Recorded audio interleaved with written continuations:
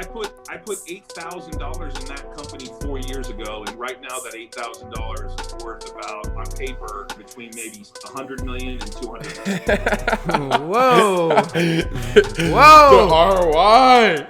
Welcome to the HighKey CLOUT podcast, home of the cloutiest giveaways on Instagram. Okay, we're your hosts. I'm Jordan Lintz. And I am Luke Lintz. Today on the show, we have Todd Ault. Now this guy, wow, he's an absolute savage. Legend. He worked on Wall Street for over 30 years now. He runs like over 3 public companies, something like that, just like a ton of private companies. This dude's an absolute legend. What you should be doing is we talk a lot about complex financial subjects in this. So if you really want to get the most value out of this podcast, take out a notepad, take out your phone and take some actual notes. You're going to want to pause and replay parts of this podcast so that you can get the most value of it and actually research the topics that we talk about. There's a lot to be learned. We're talking about companies going public here, guys, so big business. Now, time to introduce Todd Ault! Let's go! HighKey CLOUT Podcast. It's all about the cloud.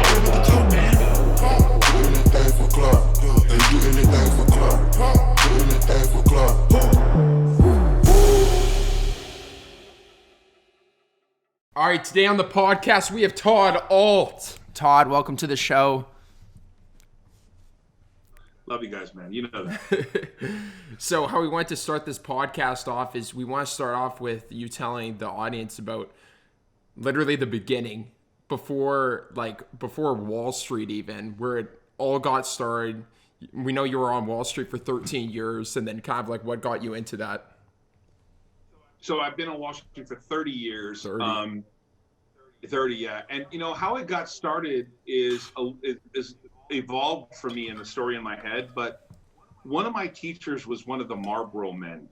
This is way back in I almost want to say elementary school. And he was talking about stocks to our class, and he kind of got me interested. And from there, I watched a show called Moneyline with Lou Dobbs. Long before you guys were born, when cable started, you had a cable box like this big, and it had 13 channels on it, and you pressed each channel and it had a cord to your TV, so you didn't have to have a remote. What? I know, it's ridiculous. Nowadays, guys would be like, what the hell? But remotes didn't really exist back then, right? And so somewhere around 1981, or I would think I was like 11 or 10, Moneyline with Lou Dobbs came on CNN, and it was like a half hour, an hour show about Wall Street. And I just got fascinated with it. And my mom's family was from the military, from the Air Force. And so I was really either going to fly airplanes, which was really kind of what my first love was, or I was going to work on Wall Street. Those were the only 2 decisions I really ever wanted to. There were some short time that I kind of fantasized about going maybe to Annapolis or the Air Force Academy. I played football at a young age, so I always thought, well, maybe I'll go do that. But I just got more and more interested in Wall Street. And then my first wife, I married out of high school, she said to me, I was about to go in the military, and I said, do I go work on Wall Street or do I fly airplanes? And she said to me, why don't you go work on Wall Street so you can afford to fly your own plane? Oh, That's pretty good. It was like a really big moment for me. I'll never forget when she said, work on Wall Street, you can fly your own plane. And I was like, okay. And that was it. I never looked back. I flew again till I was like 23 years old, but I have nothing against pilots. I love them. I love military pilots. I think what they do is amazing. But it was clear that I was kind of going to go this aviation route where I would be flying more bigger planes, so to speak. And you really, when you fly people around, you're really, it's not derogatory because it's an important job, but you really are a bus driver in the sky, right? Except that if you crash the bus, people die. Yeah. Right. So it's a really serious job. But I couldn't imagine me sitting there flying from like LA to New York and back over and over again. Yeah. So I went to work on Wall Street at a very young age. I harassed Perriman DeBose at Dean Witter, I harassed him until he gave me a job. I probably called him as many times you could ever think you'd call somebody. That sounds like and this guy in the Instagram DMs. Yeah. Yeah, like this HighKey guy. I think his name was Luke. So I harassed him like crazy. And one day he said to me, "You're not going to stop calling me till I give you a job." And I said, "Absolutely right." And so back then, I so badly wanted to be a broker, because if you look at my 12th grade yearbook, they had like the senior page where you say where you'd be in 10 years. And I literally said, I'd be running Ault & Company in 10 years with 10 million in revenue. And I always envisioned having like a private equity investment bank or a holding company similar to Berkshire Hathaway or to Lowe's Corporation or some of the other. Really, there's a company called Lucadia National, which is now Jeffries, which merged with Jeffries, and you used to own National Beef. Lucadia National, really talented guys who formed this holding company. And I had spent a lot of my time learning about how to structure a holding company. And that's how I really got started. I went to work at Dean Witter, and they gave me a job, and they immediately closed my office 6 months later and moved me to Laguna. I met a guy named Bob Gilbert, went into institutional sales there. And I learned the hard way that and this is, listen, for your audience, I don't know how financially sophisticated they are, but there's a thing called syndicate, where they syndicate IPOs. I know syndicate. And Dean Witter had a whole plan for IPOs. And they came to me, and there was a company called Irvine Apartment Communities going public, which is owned by Donald Bren in Irvine, California. And we were in Laguna, and they said, hey, we want you to head up this offering for us and help us syndicate it. And I ran syndication with a bunch of these brokers. And I was kind of thrilled, thinking they gave it to me for a reason. But the reality was that REITs in the 70s had blown up. And so they gave it to me for a reason, because no one wanted the job. But Dean Witter and Smith Barney, I pounded the pavement pretty hard. And we syndicated out $687 million for Irvine Apartment Communities. The company went public. Wow. And from that point on, every single REIT you could think of went public. And across my desk for like a 2-year period was Vornado, Equity Office Properties, Macerich, Avalon Bay, Kilroy. Every single REIT you could think of was in syndication at Witter. And I just pounded it. It was like crazy. And raised money for tons of real estate investment trusts. Todd, you want to explain a bit about REITs? Well, a real estate investment trust is something that buys real estate and mandatorily has to pay out a certain percentage of the free cash flow in the form of a dividend to investors. So it's a way for you to buy a stock on the exchange and then own the entire REIT portfolio that's managed by the people that are running them. That's how it works. Got it. Yeah, usually they're yield-oriented products. Totally. Yeah. So when you first started at Wall Street, you got in by like just pounding on the guy at Dean Witter. What'd you first get in at? Like what type of job position did you have? I ended up being a branch institutional sales guy. I ended up like pounding the pavement, becoming a broker, taking my Series 7 and becoming a broker. In fact, the very first trade I ever did in my whole life was 1,000 shares of IBM at 52 3/4. I'll never forget it. Back then, commissions, like you see Robinhood, commissions are free. Yeah. I discounted the commission by 20%, and the commission was still $525. Wow. So imagine on a $52,000 trade, I got paid $525. What? It's crazy. Crazy. I know you live in a different world. There was never free commissions up until recently. And before that, even 10 years ago, commissions were 5 cents a share for institutions, 3 cents a share.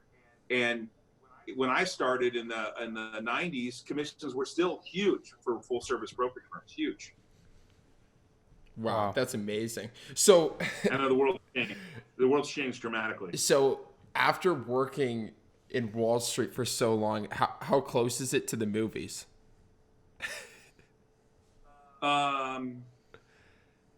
Well, there's certain parts that are very similar to movies other than some of the drama. There is a lot of, it's a funny thing about this Me Too movement. Wall Street in the 80s and the 90s was like, it's an old boys club. And so I kind of sympathize with a lot of the women that I saw there. And anyways, I won't get into those details, but some of it's very similar. I don't like I don't like the way people portray Wall Street, because there's really, if you think about it, investors somewhat don't take responsibility for their own decisions, because if you buy something for them and it goes up, they were smart to buy it. Right. If you buy something and it goes up and they don't sell it, they're upset that you didn't tell them to sell it. If you buy something for them and it goes down, they're upset you bought it for them. And so it's to me, I want to do business with people that understand that there's risk. And this notion, I see a lot of people online, even with Grant right now, I see people talking about Cardone Capital. Read his prospectus. He's very full disclosure about what he's doing with the money. And I think it's naive for people to say, oh, I saw a video. But when you sign a prospectus, you sign it saying, I've read the thing, and I understand the risk I'm taking, and I'm qualified to take the risk. And to me, a lot of Americans, like I got caught up in, I run a company that has some Bitcoin exposure, and everyone loved it when the stock went up, and when it went down, they wanted to attack me and kill me. And like I had some choice in that matter. There's thousands of people that bought our stock. I don't know who they are. I never told them to buy it. I never told them to sell it. And on top of that, I never sold it ever. I've never sold a single share of that company. So I think some things on Wall Street in these movies are similar. Obviously they're dramatic for TV. But you can make a lot of money, and clients can make a lot of money too. But in the long run, the ones that make the most money buy the best companies and hold on to them forever. Yeah. In the long run. Yeah. I mean, that's if I tell my wife all the time, if something happens to me, don't take the kind of risk I take, because I'll go all in on the deal. I manage my own money differently than I manage other people's money, and I'll put all my money in one company, and that freaks people out. But I want to know the deal I'm doing, and I need to know it well enough that I believe in it, right? Yeah. For sure. But I tell my wife all the time, I give this advice to people all the time. You get a chunk of money and you want to earn money for a long time, and you need to retire on that money, put it in the S&P 500 like Fidelity or Vanguard. Don't put it all at one time. Let's say you have 100,000. Put 100,000 in every single month, like clockwork, regardless of what happens, for 24 months, dollar cost average in. They can do it for you automatically, these firms. And then when you retire, take 8% out a year, and you'll be great, because the S&P kicks ass over long times. I have a friend of mine. He's the kicker for USC. He's my son's friend. He's a great kid named Chase McGrath. He's presently the starting kicker for the USC Trojans. And he asked me a couple months ago, hey, what should I do with this money? I said, put it in the S&P in your Roth and leave it there forever, right? And then just last night, he said to me, hey, I'm worried about the market. Should I put that money in every month like we talked about? And I said, you have to. You have to put the money in every single month and pay no attention to what the market's doing. And that's a hard discipline for people to get. But if you want to be conservative and earn money and still participate in the market, I think you dollar cost average into the S&P 500, you buy an index fund that's cheap, and you don't think about it again. If you want to play stocks and buy individual companies, I have all my money. Most of my net worth right now is in one company, a biotech company with a treatment for Alzheimer's and a vaccine for Alzheimer's. And I started off with That's your holy grail. That's the holy grail, as you said. I put $8,000 in that company 4 years ago, and right now that $8,000 is worth on paper This could be some crazy well, number. depends on what you value the stock, but I'd say on paper between maybe 100 million and 200 million. Whoa. The Whoa. ROI. All right, guys. Sorry for interrupting the podcast. what I just wanted to say is if you are enjoying it, if you have any thoughts about the podcast, how we can improve, make sure to leave a comment down below. Give us a 5-star review wherever you're watching it, whether that be on Spotify, iTunes, hell, even Stitcher. Give us a 5-star review. And then you can leave a comment anywhere, YouTube, iTunes, Spotify. Hell, if this is a cut up on Instagram, maybe leave us a comment on Instagram. Leave a comment. But I went all in, and then we raised more money, 8.2 million more. And we licensed two treatments with the University of South Florida. What are you raising money for, Todd? Well, what exactly do you raise the money for? How do you go about doing it? What's your pitch? Well, I'll get into that in a second. But that's heavy risk, but I'm willing to take it. I'm a principal. I'm the chairman of the company. I'm the founder. I started off with $8,000. We raised 8.2 million at a different valuation after we locked in some licenses. We raised money with an investment bank that believes in the technology, the 2 drugs, and they went and raised money from their stockholders. And the plan is as you move forward and you get markers and you get quantifiable progress on the drug, the valuation changes as you get ready to go to an IPO. We hope our plan and hope is that this goes public later this year.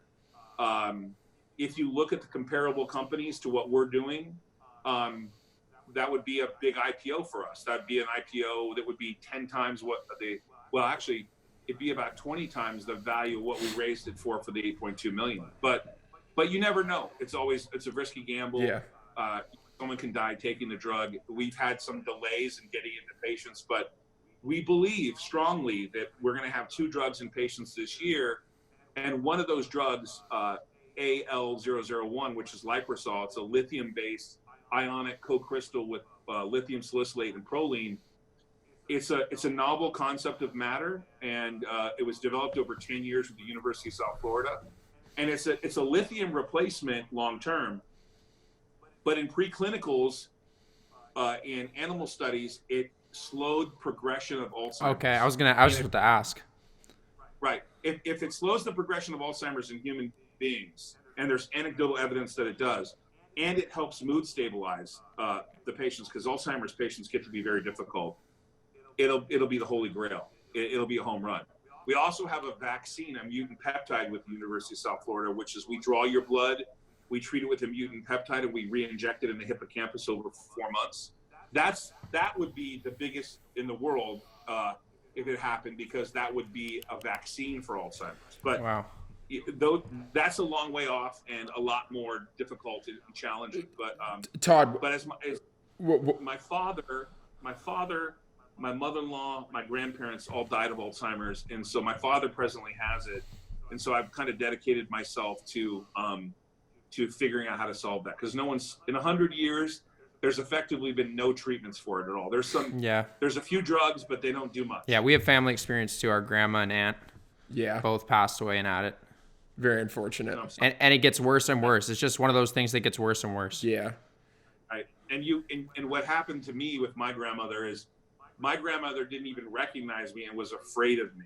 Yeah, that's crazy. And so sometimes if you look at universities, sometimes they have treatments, but if you're a big bureaucrat or executive at a big pharma company, you're not paid to take that risk. People ask me all the time, how did you get the license? I went and asked for it and paid money for it. Big pharma doesn't want to take the development risk. They want to get it. That's why they pay such big numbers, right? They'll pay huge numbers if you can prove to them the patient population and that the drug is effective. They'll pay you big numbers. So biotech's big risk, big reward, because if you find the right drug, you end up selling it to big pharma. Totally. So Todd, what does the process look like for testing a drug like this before it gets put into humans? Well, so there's various phases. We've already completed all the phases before it gets into humans. So we've already tested it in animals and different models that they have to do. And we've already did a pre-IND for Liprosol, which is AL001. And we expect that to go into patients. The FDA came back to us and said, hey, even though the toxicity of lithium, we know what it is, we still want you to test it. So we're going to do a 90-day study in humans for toxicity, and there's going to be a concurrent study for efficacy at the same time. So we're waiting guidance on the FDA for our final IND. But believe it or not, that drug will go into healthy human beings that understand the protocol. There'll be 20 or 30 of them that will take it first. But the profile for that drug is lithium, salicylate, proline, and the co-crystal have already all been in human beings before, right? And we know the profile of lithium carbonate. We just don't know the profile of lithium salicylate with proline and being co-crystallized. The co-crystallization, ionic co-crystallization, allows it to get through the blood-brain barrier and have superior bioavailability. So imagine that we can give a dosage that's 60% less, lasts 48% long, 48 hours instead of 24, and has a bigger therapeutic window. That's really lithium, the liposol drug. So lithium is a drug of choice for people who are bipolar, but the problem is that they have to get a blood test because at certain levels it's toxic to the kidneys and to the liver. We believe the smaller dosage for us with being co-crystallized will be non-toxic, and at a minimum less toxic. Won't require a blood test, which is a big expense. And we then think psychiatrists and doctors will want to prescribe it more because lithium does really well, but it's toxic. So what will be the process for taking this company public? How does that look? So we're already in this process. We had an investment bank raise us $8.2 million. We're now interviewing investment banks for what will be a bigger IPO down the road. But if you get specific about it, you have to file an S1. You have to make sure you're audited. You have to get a bank that wants to underwrite you. You build a roadshow. The investment banks looks at valuation. So you basically need a bank to co-sign you going public. You don't have to have one. You can do it yourself. But if you want a wide syndication, goes back to my original days, you want enough people to know about the story, and you want the bank to be able to bring you in bigger dollars, you need to go to a big bank that can help do that. Like a Goldman Sachs or a Morgan Stanley or there's a lot of them out there. Yeah. There's a lot of smaller banks out there. Canaccord, Cantor Fitzgerald. There's a lot of people out there that do biotech IPOs. Okay, well, I want to break down every single one of these. What's an S1? An S1 is a filing you do with the SEC that is your prospectus that tells the world what you're doing, all your disclosures, your risk profile, how many shares you're selling, how many shares will be there after the market, your prospects for your business, how much money you're raising, your background, etc. And that can be done like all by yourself. Like you don't have to go through anybody else to do that. Like you. Well, we're making it too easy. A good S1 is going to be done by a good securities attorney. You're going to have a good audit firm that has to sign off on your financial numbers to make sure that these numbers they told you, we said that they're true.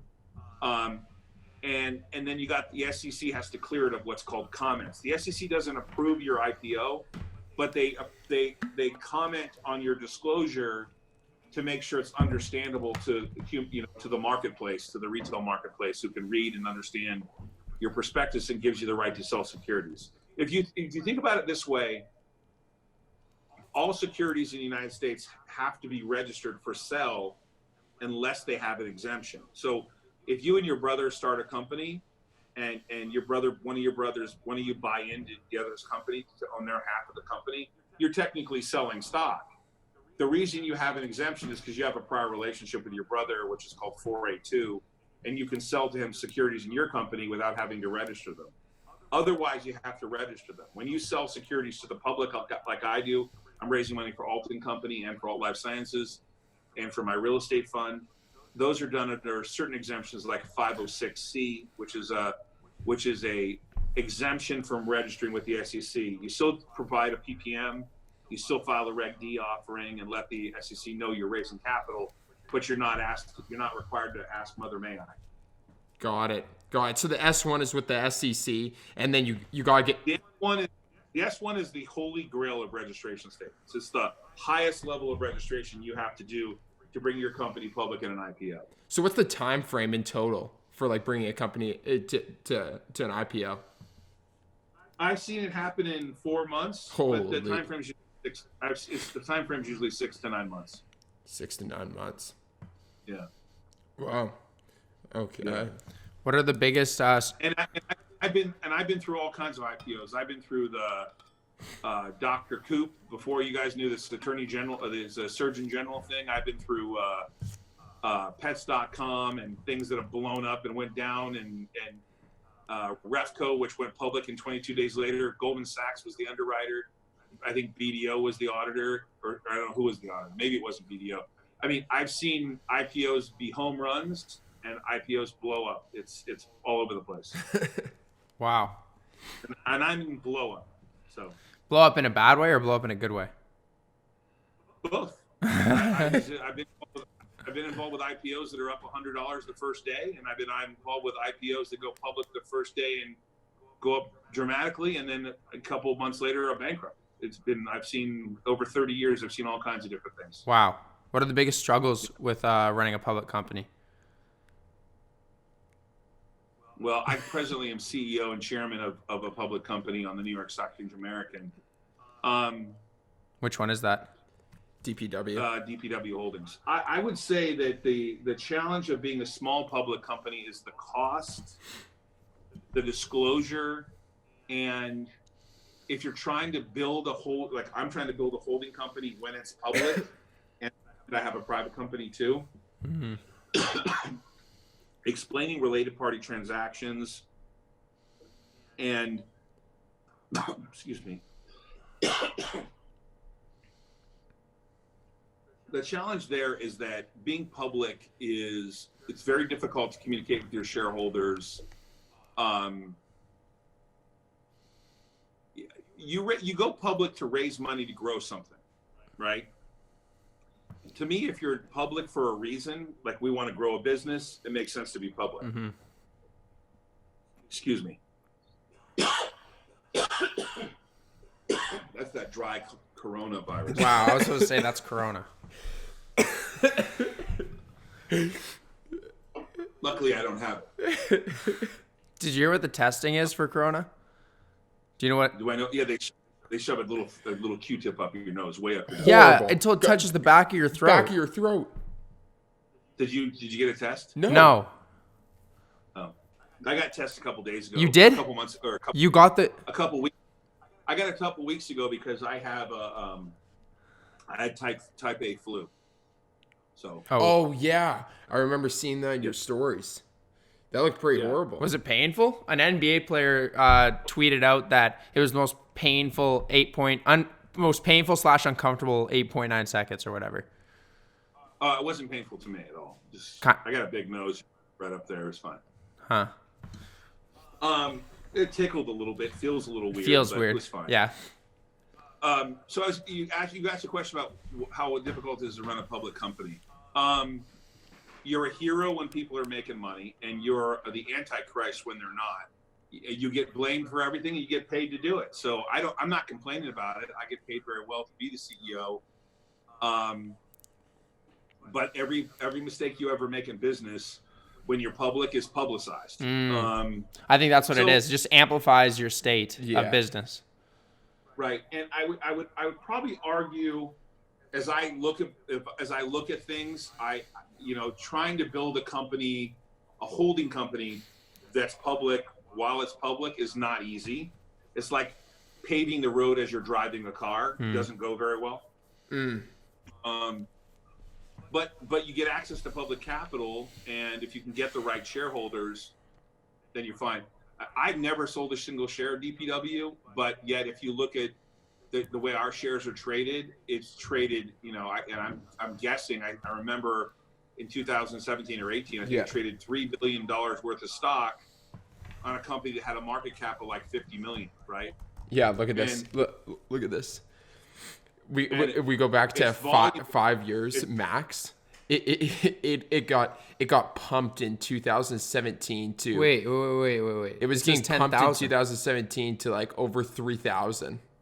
But it's the stock had to do a reverse, obviously, because we went so low after the Bitcoin blow up. But we studied the shareholder base, and the shareholder base was like, it was insane the way they were trading it, and they weren't investing. They were clearly day trading the company. Right. And that part was a big negative, because we really, DPW has a great defense portfolio. Enertech, Microphase, Gresham. These companies have been around, some of them as long as 63 years. We were trying to build a lender. We had a cryptocurrency operation we were trying to build. And the on the upside, when the stock was trading, you could raise capital, but it was very chaotic in the sense that the shareholder base was turning over all the time. Mm-hmm. You get inquiries from regulators. They wonder if you're doing something. It just was crazy. And so I answer the question and say that there's positives and negatives. And if there was any advice I had to someone that wanted to go public, I would say to them, pick one thing to focus on when you go public. Because I somewhat regret having trying to build the holding company as a public company. Mm. I think it's difficult because people, all they asked me was about Bitcoin nonstop. And I try to say, hey, listen, we have an investment in a gas plasma technology for textiles. We have an investment in a hotel in New York City. And no one wanted to talk about that, only Bitcoin. And so it became very difficult. Listen, I'm not trying to get, I'm not saying woe is me, because, I get paid well to be there and I believe in it. I've recently, my wife and I, through my company, Ault & Company, have put an additional $1.9 million into DPW. And we believe in the long-term value of the defense business and what some of the other properties in the business. But the way it trades is disappointing, to say the least. Totally. So what did it look like you getting into DPW Holdings as the chairman and CEO? So historically, after I was at Dean Witter and I went on to Pru and went on my own and ran a hedge fund for a long time, people know the name Carl Icahn. I'm definitely not Carl Icahn. I'm not as rich as him or as smart as him. But I have tried to take over public companies, and I have made really decent money identifying an asset that's undervalued, that's public. And remember earlier we talked about the annoying part about being public is you have shareholders that can not see the same vision as you. Sometimes management treats a company a certain way where they just come out of favor and you're able to acquire a stake in them and help them change their ways or move management out of the way. Sometimes it's a hostile takeover. Other times it's more of a friendly mutual agreement takeover. And that's really my sort of the deep down core love of what I do, which is to take a position in a public company, file a 13D and try to affect change. And I did that with DPW. DPW used to be called Digital Power. And after we took it over, we were invited in because the chairman had to sell his position. We changed the way it did business in going after acquisitions in defense, getting more aggressive in what power supplies we sold. And the stock was rewarded. And then, of course, the fact that we made Bitcoin power supplies got out into the marketplace. We didn't even tell people that we did that until later. Someone had figured it out, wrote an article about it. We gained a lot of momentum. And so if you looked at my initial, this is the funny part about it, so you look at my initial investment there, I think we were up somewhere like $30 million and I didn't sell a single share. And in less than a year, the position went from $1.5 million to around $30+ million. So I had a huge gain in the company. In retrospect, probably stupid not to sell. But that shows your commitment in the company, your long-term commitment. That's always my argument to people. I think that because I'm in these deals that are hostile sometimes, I get labeled all the time for some reason that I pump and dump, but I never sell. So I don't know what the hell people are talking about. And what's funny about it is that I rarely, if ever, sell any stock. I've never sold any DPW. But then they say, well, yeah, but you sold stock from the company to raise money for the company, right? Which is the DPW would issue stock under an S3 or an S1 or something like that to raise money. And I say, yeah, but we told you we were going to do that in our filings. Just read the filings. See, people spend more time planning their vacation than they do reading about their investments. And that's what alarms me. It's actually true. Sorry about that. So I said people spend more time reading about their planning their vacations than they do in their investments. And what alarms me is everything we said we were going to do, we outlined in our public filings. And then people would say, I can't believe you sold stock. I said, yeah, we told you we were going to sell stock for the company to raise money for it, to help it grow. And sometimes, you just don't get sponsorship. We got a bunch of shareholders who want to trade Bitcoin. I don't blame them. They thought they could make money at Bitcoin. That's their choice. It's a free market. But unfortunately, that wasn't conducive of us building a long-term company that was going to need capital to raise those sales to 100 million. We went from 7 million in sales to 28 million in sales in 2 years. And we thought we could go even higher, but access to capital and some poor decisions on my part and other parts and some bad luck led us to not be able to raise additional capital the way we wanted to. So, but that business is still great. I love the defense business there. Cool Assist Technologies, our power supply business, run by Amos Khan, the former CEO of Digital Power, is fighting it out. We have some good investments we think that long-term will pay off. So I'm still a shareholder and still a believer. Nice. That's awesome to hear. Awesome. Yeah. How has Corona affected your businesses? I know there's been some hard times for sure. We've made some disclosures recently that we've had to take the extra 45 days the SEC's allowed us to do the audit because of the various operations around the world being closed down. This is happening in real time. I have never in my whole lifetime, and I don't think anyone else has, seen. So just imagine this, that in that 20-day period that we sold off, it's the biggest, fastest sell-off in the history of the world. Crazy. And we're living it real time right now, right? Yeah. I'm working from home. My employees are working from home. The restaurants are closed down because they don't do delivery. The hospitality business is frozen. San Francisco ordered the closure of Digital Power. Our Connecticut business is only able to stay open because it's the Department of Defense. We're a single source supplier for some important joint fighter projects. We're closed down in England in all locations. Wow. In Israel, we're at 50% because we make missile systems for the Israeli military, so they had to stay open. I'm trying to think about who else is. In Italy, where we manufacture through with Bianco, the MTX machines, they're completely shut down. Italy's frozen. Yeah. So this is biblical. I think it's something. It's unbelievable. It's unbelievable, and I don't know when this is going to play, but thank God for 96 people in the Senate. The 4 people that couldn't show up, I think, were sick. Unanimous, voting that through the U.S. Senate. Hopefully, the House passes it tomorrow, and thank God for that being the case, because I think you would have had no market if Congress wouldn't have acted. The $2 trillion being pumped into the market, is that what you're talking about? You had to get a backstop. No one did anything wrong here. This is something that just came out of the blue and went out of control, and so you had to backstop the market. There's a lot of people that are suffered. I mean, this is Thursday. This morning we had 3 million plus jobless claims in the United States. That's the highest. Wow. That's the highest in the history of the United States that I know of. That I've read everywhere I read. That's the highest ever. That's so scary. So you had to backstop those people. Yeah, definitely. Will it hold though? That's the thing. It's like there's no end really in sight to the damage that this could ensue. I'm optimistic that we'll get a hold of it. I'm optimistic. So. Yeah, gotta stay optimistic. It really sucks. We've been affected by it. We have auditors and friends of we all know a lot of people that are affected by it. Yeah, I think it's affecting everyone in one way or another.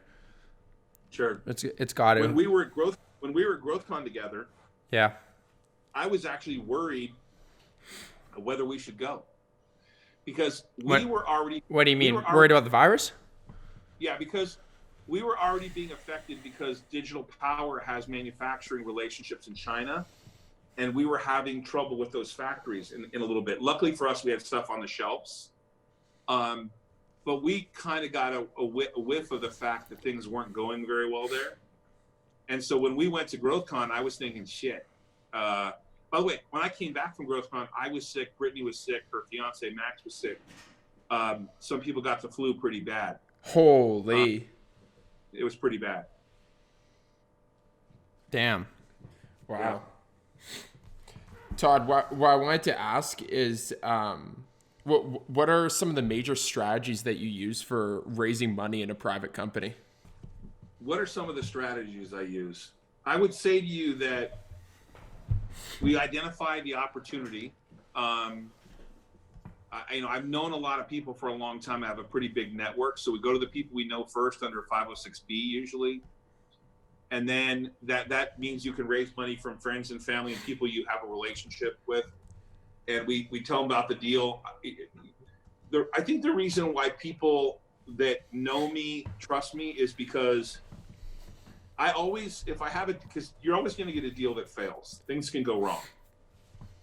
Always try to include them in a deal, another deal, if I have something new, a new venture, if something went wrong with another deal before, right? I always try to give them a better deal, maybe treat them as founder investors or something like that. So I have a laundry list of people that have been with me for a long time. I mean, I have investors that I've known for 30 plus years, maybe even when I was in college. I'm happy to hear that, Todd. I follow that too. Would you say that? Jordan follows that strongly. I follow that too. Yeah. So I try to make sure that my investors have a safe exit. Now, go back to that public company. I couldn't control who was buying and selling BW. Yeah. I never told them to buy it or sell it. I reported what I thought was correct and what I believed we could do and the hopes we had, the dreams we had. And so I could never tell a person to buy or sell DPW. But in a private company, I can control valuation. I can talk to investors about valuation. And you have a lot more control of the market until you go public, and then it's up to the marketplace to decide whether you have value or not. I usually go to friends and family, people I know first, broker dealers, and solicit the idea of how much the total addressable market is. The most successful deals I've ever had usually have some really, they're solving a big problem, right? Patient safety technologies solved the problem that Brian Stewart and his father invented, which is preventing sponges from being left in behind the body during surgery. Solved a huge problem, right? Or if it has deep value. When I bought Jack in the Box, which was Food Maker, they had killed 18 people with E. coli burgers. And you literally went to their restaurant and died if you ate their food, right? Wow. But they had 1,000 locations and the stock got crushed down to like 275. And when you took a step back and said, that's terrible that people died, they had a big enough footprint that if they could change the narrative, they could come back from it. They brought in a safe food delivery system. They ran a new ad campaign. They ran Jack for president, brought Jack in the Box with his big head back, and they changed the way they did business. And that business went on to be very successful. And I bought that at a period of time when this motto you hear a lot, not my own quote, but when there's blood in the streets, right? Just a few days ago, when Boeing hit 95, I put out a message to people saying, hey, it's $95. It's either going under or it's going to turn around. Now, it's just luck that it's 167 today, 2 days later, right? Crazy. But there's a point in time where things have ridiculous value and when they don't, right? And Wall Street overreacts both directions. They'll take something higher than you ever thought possible and lower than you ever thought imaginable, like literally to oblivion. And sometimes they're right. Sometimes things should not be in business. And other times they just get it wrong. And my job is to figure out when they get it wrong and right. What do you think of oil companies currently? They're crushed. And there's a few of them that are dirt cheap. I've been sniffing around Apache recently and Halliburton. They're just all crushed, man. Occidental Petroleum. Yeah, you got Carl Icahn in that name. He doesn't usually lose money, so I would probably, if I were going to take a gamble, I'd be buying some Oxy with Carl Icahn. But that's a space that's being retested and will be reshaped around restructurings and some bankruptcies. And if you pick through that minefield, you can probably make some money. For sure. These things are definitely going under. Yeah. So, what we want, okay? yeah, what we want to go into is the start of Alzheimer's Neuro. I had blown up in 2008, 2009 on Wall Street. It was a really bad time when the mortgage industry hit, and I was really frustrated with Wall Street, and my broker-dealer closed. I had some regulatory issue. It was a pain. Was this before DPW Holdings? Oh, yeah. DPW Holdings was only in 2016. I took it over in September 22nd, 2016. Oh, wow. So back in 2008 and 2009, you were only on Wall Street? Yeah, I started on Wall Street in the 90s, early 90s. Got it. Like 91 or something. Yeah. So I had a 15-year-old daughter at the time. I was watching a program with Sanjay Gupta called Weeds 2, I believe it was. And Dr. Chow was on TV talking from the University of South Florida, talking about Alzheimer's and the potential to use cannabis for Alzheimer's. And he also said, somehow he alluded to the fact that he was working on other projects. And Patient Safety, the company that I founded in 2004, co-founded, which bought Surgicount Medical that Brian Stewart and his father started, was sold to Stryker for $120 million. And I bought that company for $3.5 million. And I bought it when no one would. I mean, they can rewrite history. Brian Stewart will tell you this thing sat on the shelf for 4 years. No one put any money into it, and I eventually bought it. In fact, my partner at the time didn't even want to touch it, and then he ultimately loved it. Only he wanted to own it. So, little rewriting of history there too. But that company ended up selling to Stryker for $120 million, I think, in 2013. And I kept saying to my daughter, because we found out that my mother-in-law had it, she died from it, and my father had it, and I said, we got to do something about Alzheimer's. I see this guy on TV. I call him on the phone and said, hey, I'd like to talk to you about helping you with life sciences, and decided to start a biotech company right there.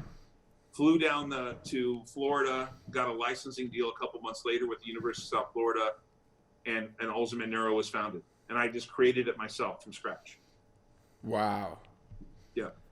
And now it's crazy. It's Stefan Jackman, who worked at L'Oreal and Novartis, is now the CEO. I recruited him with the help of a guy named Art from Tamnet. Tamnet there is our CRO. Ken Cragen is our CFO. David Katzoff's head of operations. And we have a who's who on the advisory board, and we're off to being a bigger biotech. And a couple years later, after founding Alzheimer's Neuro, I went back and looked at my history of life science and biotech and medical devices, and decided, you know what, I'm going to focus on something that matters. And so I started Ault Life Sciences, and now I run Ault Life Sciences, which is the largest shareholder of Alzheimer's Neuro. Wow. So break that down, how that connection between Ault Life Sciences and Alzheimer's Neuro works. So I created Alzheimer's Neuro, and then I owned the shares in my company, and I contributed to those to Ault Life Sciences and created a new company called Ault Life Sciences. And so it's the largest shareholder of Alzheimer's Neuro, which will go public on its own, has its own board of directors, runs on its own, but the largest shareholder is Ault Life Sciences. And so I'm raising, over time, I'll raise money, about $100 million, I hope, for Ault Life Sciences to invest in other life sciences companies, medical device companies. God, so is Ault Life Sciences a private holding company right now? It's a private company with its largest shareholder is Alton Company, my parent holding company, right? So Ault Life Sciences is a private company raising money only from people I know right now. It'll eventually raise money from high net worth individuals and institutions. And its plan is not to go public, but and we always reserve the right to be able to do that. But what its plan is to do is to take stakes, important stakes in life sciences companies in the neurodegenerative field. We're looking at companies that are treating ALS, they're treating Parkinson's, a medical device company that delivers something intranasally. I'm really fascinated with, my whole thesis for the next 20 years is science. And so, not technology, even though people say science and technology are the same thing. Yet, let's forget that argument for a second. This is applied science, like life sciences that can change your life and material sciences that can change your life. and change the way that I'm not a big picture greenhouse guy.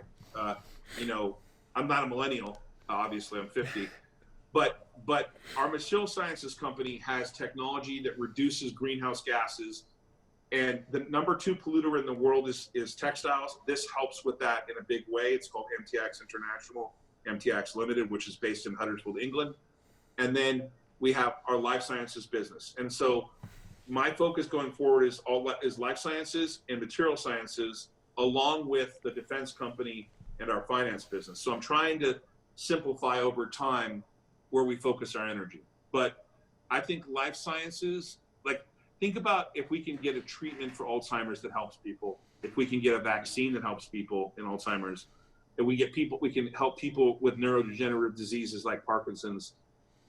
I think there's huge opportunities there for small companies that are nimble to do that and then sell them off to big pharma down the road. The only difference is, for me, is that my hope is that we can deliver the drugs at a lower cost they are now. I would hope something like one of our Alzheimer's drugs, which would be huge if it worked, would be able to be delivered at a reasonable cost to people, because these big pharma companies have to recapture what they pay for companies. So we're going to take that into account when we go to sell the drug. We want to sell it to someone who's going to support the drug being distributed to people that can't afford it.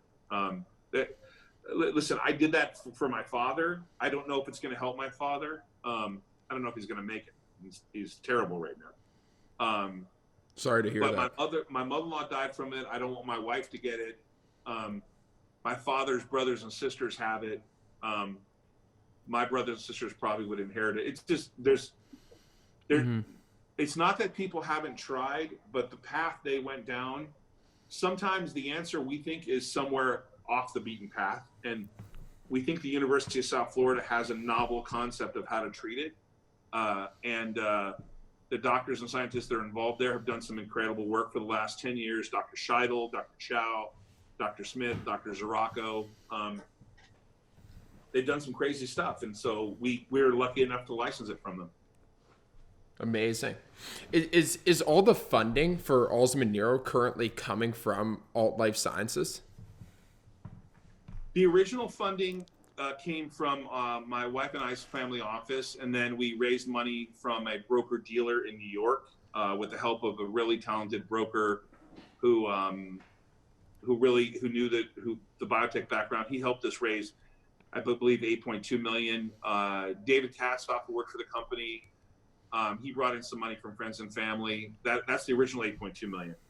Going forward, unless Alzheimer's does an IPO or raises money privately, Alt Life Sciences is planning to invest money in the company.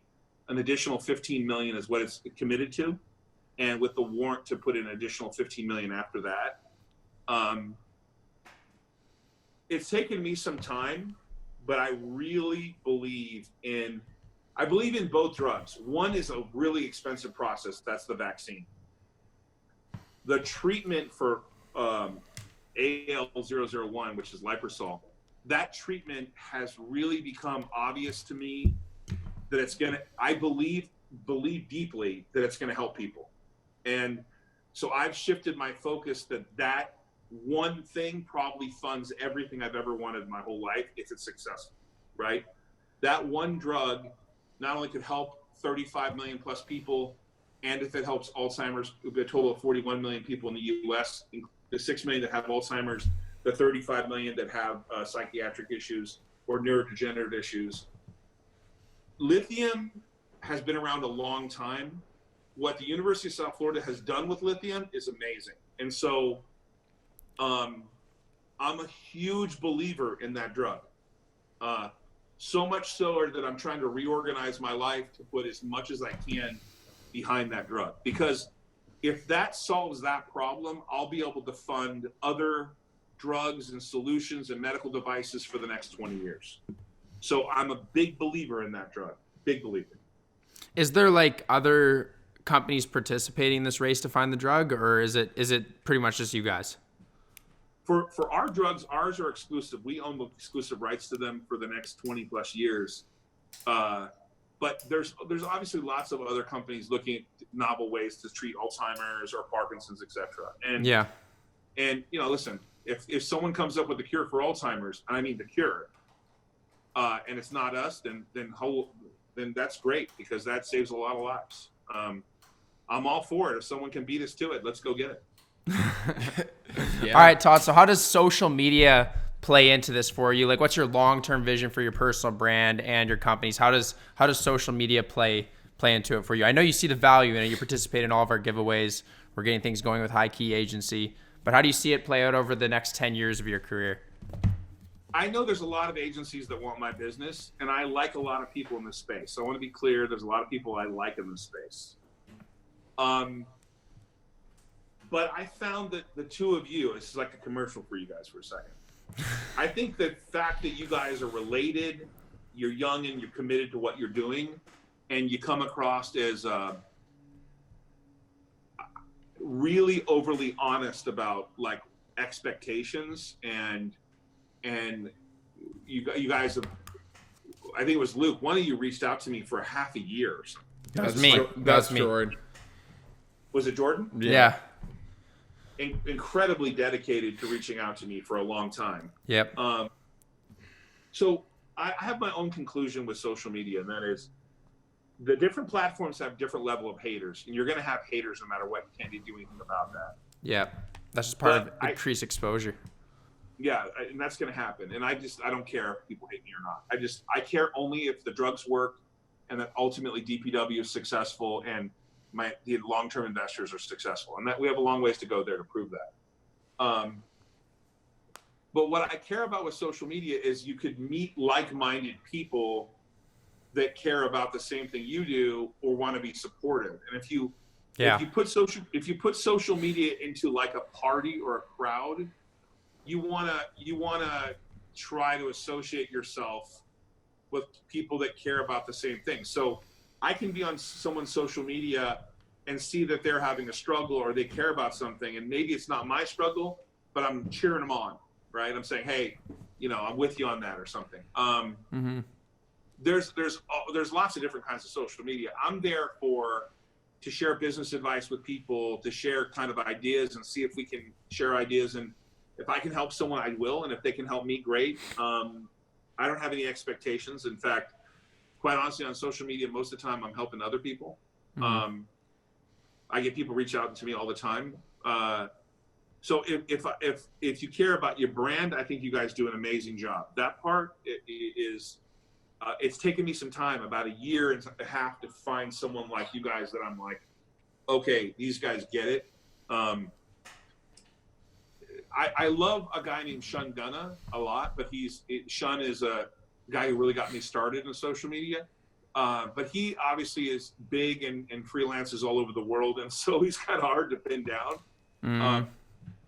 But he's really honest. So I think you and Shun are like the two. You and Shun Gunna are the some of the like most straightforward people I've dealt with in social media. For me, there's 6 million people that have Alzheimer's, and there's an additional. If you think about their caregivers, even if 2 people are helping them, you're talking about millions more affected by Alzheimer's. And their family, their entire family. It's one of the most expensive treatments around because there's so much care involved, especially later in life. So my goal with social media is to get the message out that there's other things that can be done for Alzheimer's, like melatonin, black coffee, things that you can do to help take care of yourself early detection. Alt Life Sciences is working with a company in Newport Beach. It's been around 19 years that has an auditory test that's going to go live allegedly, they told me, next year on Amazon Echo, where you'll be able to take a test in 15 minutes and it can tell you whether you're going to get Alzheimer's or not. Wow. That's crazy. Just by taking a verbal test. Wow. Wait, by taking a verbal test? Yeah, because I thought the same thing at first, but it's a memory exam that asks you questions, then asks you a series of other questions, and it goes back to other questions from the beginning, and it forces your brain, you don't know this is happening, it forces you to choose different parts of your brain that you have to remember from. It's really an interesting test, and it's been studied by NIH, and it's really remarkable. I think it goes back to my earlier point that technology and science are converging in a way where they're creating things that are just, I think they keep becoming exponential, right, in terms of healthcare. The science side of it. I don't know what else you can do with the phone. I don't know how you can make it any smaller, right? If you think about the size of your phone, there's only so small it can go before you can't even read it. Yeah. Right? So there's a point in time where you're not going to make your phone any smaller, and I don't want the damn thing implanted in my brain, right? But science can be used to make your life different, right? The things that you burn in your house, the materials that your house is made from, the materials that go in your body, the treatments you have, that still has a long ways to go. And in fact, I think we're just at the beginning. If you think about the coronavirus, how fast the genome was sequenced, that was not even possible 20 years ago. I think it was sequenced in like 13 days, maybe less. That's crazy. Right? So that technology, which is the machines to run it, and the science behind it are converging in a way that's it's crazy. You asked me about social media.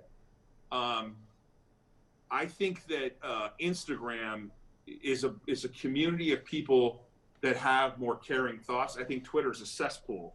I mean, I think Twitter's a shithole, and quite honestly, I don't even understand how that model stays around, because everyone on there is angry and attacking people and they're jerk-offs. But yeah, that's the way I feel about it. It's more news-oriented. So in that regard, very much so.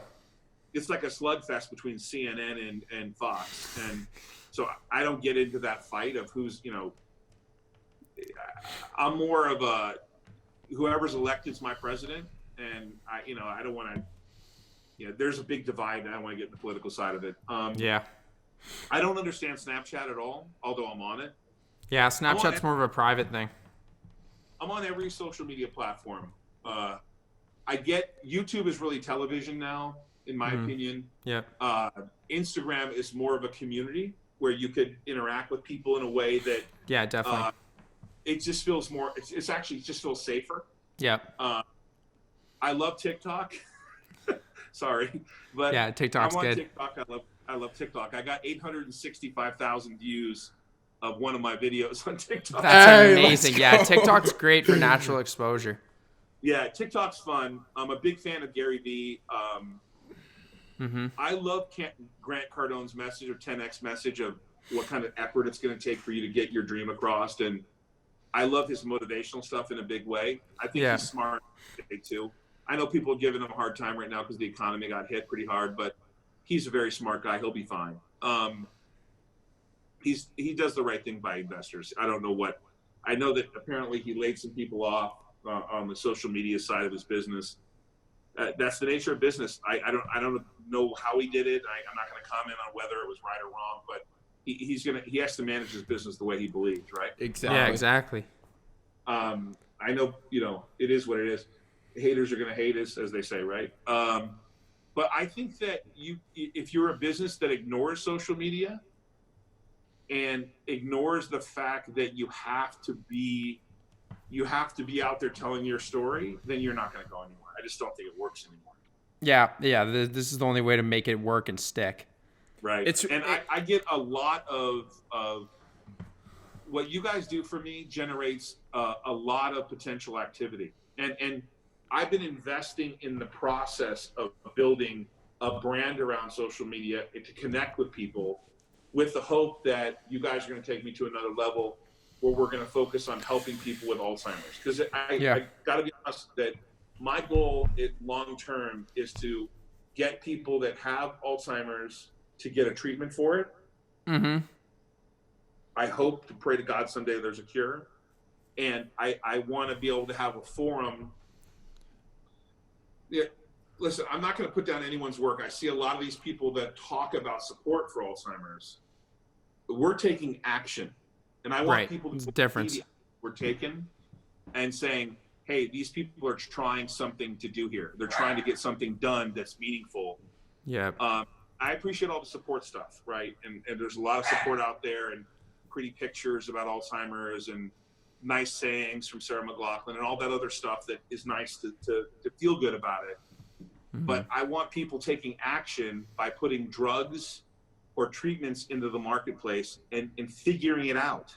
Not hopes and prayers, but what are you doing to get something done for Alzheimer's people, victims? To me, that's a pandemic. There's 6 million people in the United States that have it. If 6 million people got coronavirus, we'd be freaking out. Yeah. The death, when you die of Alzheimer's, you die over years and years and years. That's why it's not such a burden, because this is all happening at once. But there are tons of people, millions of people dying of have Alzheimer's and will die from it. It's the sixth leading cause of death in the world. Yeah, it's great what you're doing, man. That's awesome. And I think with you ongoing, building up the social, making content explicitly about that, educating people, it's definitely going to come back tenfold in 5 to 10 years. Everyone's going to know you're the guy, and you're the one to go to for any advice or any guidance, and hopefully the cure.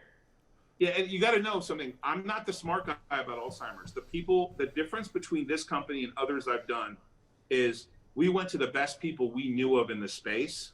Wisniewski, McDade, Chow, Scheidel, Adam Smith, Terry Hunter, University of South Florida, Stefan Jackman, people that care about this process, and they're putting their name behind it. It's not just me. Mm-hmm. I'm just spearheading, raising the money, right, telling the story. They're the ones doing the hard work. Right. Yeah. Okay. I watched your podcast with Jackman, the CEO, and he said the reason he went on to it because he saw the passion behind it of why you started. Yeah, I'm passionate about it. I'm recently more passionate about it because I've seen the development of 2 of the drugs. I understand why Big Pharma is frustrated. They tried hundreds of times and been not successful. I get that part. But it's only through that failure of theirs that's leading us to a path that we think we have. Their failures are the only reason why we're a step closer. So it's part of the process, unfortunately. Totally, man. So last question. I guess this brings us to our last question. It's That's a good one. This is the HighKey Club podcast. You know that. So Sure. It wouldn't be right if we didn't ask you what you think CLOUT means. So now CLOUT actually has a definition. It was defined in the early 1900s, believe it or not. So we're modernizing the term. Well, it's not low-key. That's right. It's high-key CLOUT. It's HighKey. I think CLOUT is being able to get your message out. I think if you have the ability to get your message out that people can see it, even for a few seconds or a minute, that's CLOUT. And I think some of the people you guys bring to the table have massive CLOUT. I've seen it. I mean, you guys, when you guys do a promotion, the people stay around. I get more engagement from you guys every day. I think I'm up like another 50,000 or something. It's crazy. You guys are. Yeah. And we've just really gotten started. You guys are clearly have the right thing going. Yeah, we just got started. Look at this, Todd. So this one was from our last giveaway. Do you see the profile visits? Can you see it up there? Hold on a second. Hold on, let me see this here. Oh my God. we're 40,000 profile visits under 1 million in 7 days. So that was just. Let me check mine out. Hold on a second. Also, you can't see, but what's around us right now are the prizes of the HighKey Club giveaway. Yeah, we have all the iPhones here, Todd. So the 10 iPhones, 10 HighKey earbuds, and 10K cash. I'm only 9,433 profile visits in the last 7 days. That's pretty good. That's not. a lot for me. That is good. The reason HighKey CLOUT is crazy is because we hosted the giveaway. Yeah. So like everyone was just flooding our page. Oh yeah, you guys are big time, man. Todd, we got verified. Luke and I just got verified. I didn't know that. When did that happen? Yeah, just a couple of days ago. Yeah. Well, this is the first time the podcast guests know it too. How do you get notified that you got verified? We just refreshed our page and the blue check was there. Is that true? Yeah, check. Is it Luke and you, or your agency got verified? Both of our personals got Luke verified. Lintz, Jordan Lintz. Oh my God. Big verification. Oh, you did. Look at you. What the hell, man. Does it look a little weird, man? Yeah, it's good because now we can officially say to our clients we can help you with the verification. Yeah. Well, what the hell? Why don't you get me verified? We'll talk about it after. Yeah, we'll have a little convo after, but this is pretty much it for the podcast. I mean, we have to actually define CLOUT. So CLOUT is influence and power, specifically in business and politics. So makes sense. Got it. Yeah. So like the amount of people that you can get to see your content, I guess that definitely plays a part in it. I think that's fair. So some people that have come on our podcast said that it's like the amount of pull you have, like the. But that's the same thing Todd said pretty much. Everyone said pretty much the same thing. It is. So yeah, that's it. It's awesome. How many podcasts have you guys done? Is this the 10th? 9th? No, this is probably like our what? 9th? Yeah, this is the 9th podcast. You guys got to keep it going, man. You guys have got a good following. I'm watching. We're definitely going to keep it going. It's like it's a little inconsistent right now because we got our giveaways that we're prioritizing, like running a good campaign. Yeah. And then with this Corona thing, we had to really bunker down. But yeah, we're definitely going to keep the podcast going. Yeah, I was looking forward to seeing you guys in LA. That sucked. You guys couldn't come out. Yeah, really shitty. Although it looked like to me, you guys were at a Laker game after I saw you. Yeah, right before. That was a previous trip. Yeah, no, I posted that picture after. I was so pissed. I'm like, what the fucking... Our restaurant's around the corner. And we have a restaurant on 7th and Hope. I'm like, oh, really? They're in Vegas and now they're in a game. You guys are, I'm too busy to see you. And I see you on the floor of the Laker game. I'm like, what the hell? We were on TV. Todd, we were on TV that night, Sports Center. Really? How'd you do that? LeBron hit a nearly half court shot, and then they had our reaction to it. It was we were going insane. So nasty half court shot. Yeah, it was insane. He just pulled up from half court. Yeah. I saw him pull up from half court, I think, that time. It was pretty crazy. Yep. Yeah. He's I have a lot of Laker stories, man. I've been a Laker fan since I was a little kid. I moved here from Ohio. I think I was 5. And Norm Nixon, you guys wouldn't even know who he is, but Norm Nixon played for the Lakers. He played point guard, and he was my basketball coach at the boys' club. It was crazy. What? Yeah, and then Michael Thompson married a woman named Julie, and Julie's father was my business partner. So I knew Michael Thompson and his kids. I didn't know Clay, but Trey and his other kids. And so Klay Thompson obviously plays for the Warriors. But my whole life has been affected by the Lakers, my whole life. Norm Nixon was my coach. I love basketball. Kurt Rambis. I just love the Lakers, dude. Like, something sick. That's crazy. And then my best friend was a marketing director for Upper Deck Authenticated. And one day he calls me and says, hey, man, I need you to meet me. I'm going to be at the Santa Monica. It's a hotel across from my office when I was running a hedge fund. And he calls me up on the phone and says, hey, I need you to meet me across the street. I need you to hold some basketballs. I want you to come meet a friend of mine. So I go into this private room, and in walks an 18-year-old Kobe Bryant. Wow. No. Right. And so all of a sudden, I know Kobe Bryant, and I meet him a couple times. I'm holding basketballs for him while he's signing them. It's just me, him, and my buddy Steve Seid. And he signs hundreds and hundreds. Kobe 8, hundreds of basketballs. He's the nicest guy ever, like the super nicest guy. And it turns out that his cousin works for my wife, who's a lawyer. She's my cousin's paralegal. And then Kobe does all this cool stuff for charity he's just like, and so keep getting connected to the Lakers. And I love the Lakers, right? And so my first wife and I get a divorce, and I remarry. And I'm a huge fan of the Lakers. And my biggest I'm gonna try to show you a picture. I'm a gigantic fan of the Lakers. Do you have season tickets? What? Do you have season tickets? Tickets for a long time, and I gave them up. I'll tell you when I gave them up. They were part of a group. I gave the tickets up when they traded Shaq. I was so pissed that they traded Shaq. And I was upset with Kobe to some degree about it too. I kind of felt like it is what it is, and that was a long time ago. I'm gonna show you this picture, but I was a huge fan of Robert Horry. Okay, you guys know who Robert Horry is? I think so. Okay, so they call him Big Shot Bob, and he did this the most amazing ever. The night I gave up my tickets for someone to go, I gave it to my aunt and uncle. He was playing Sacramento, and Vlade Divac hit the ball out, and he shot the ball from the top of the key to win the game, to take it to another game. Otherwise, they would have went down like 3-0. I'm a huge Robert Horry fan. Okay, so I work in Santa Monica on 100 Wilshire on the 17th floor, and a guy I know named George Beal owns all these Houston restaurants and Houston's and Gulfstream, etc. And he opens up a location where the Bob Burns used to be, right across the street on 3rd Street Promenade in the 3rd Street Promenade in Santa Monica. So Bob Horry hits that shot.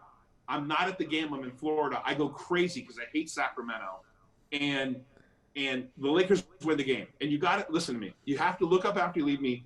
Go to YouTube, type Robert Horry shot Sacramento, and you'll hear Marv Albert say, "Horry for the win!" It's the greatest shot ever. I mean, like, I went completely crazy. And Big Shot Bob did this. Remember, he has 7 rings with 3 different teams. He's the only guy that has 7 championships. He has 7 rings on every team he played on. He won a championship. Okay, that's insane. Who is that? Robert Horry. He look has it up. Big Shot Bob, Robert Horry. Look this up. Big Shot Bob. No, this is the best part of the story. Okay, so I'm so bummed I didn't go to the game.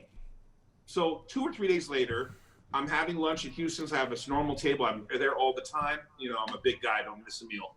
And I'm walking out of the restaurant. And in Santa Monica, there's a lot of movie stars. You don't really pay attention to them. I think they feel like it's safe there for them.